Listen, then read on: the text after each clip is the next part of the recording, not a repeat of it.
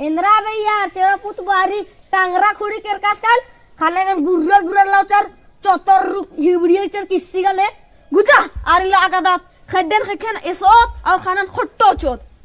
अरे यार कति कथा तो में ना तिंगा दिन नील का पहले पहले ला आम बे ददाई हानो लोटा बे ददाई अरे तिंगांती ए हो ओंटा पहले बातरे आइक लौसन का मला एंगल लाउचरचा गुजा अपन लौदात और खानन खट्टदात और खड्डे खन एसोत चोत।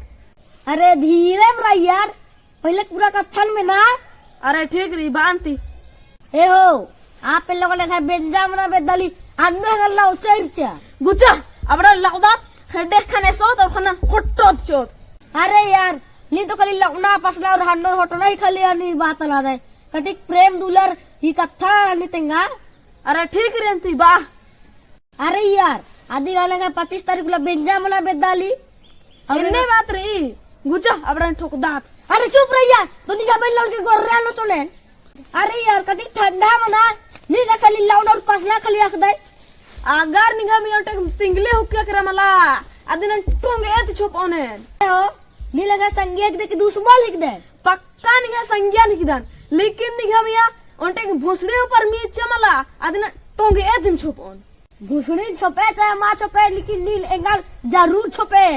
अरे भोसड़ीन किम छोपो नी छोपदा आदिन बलदाने नी निगा बेस्ट फ्रेंड हिकदा तो हिकदा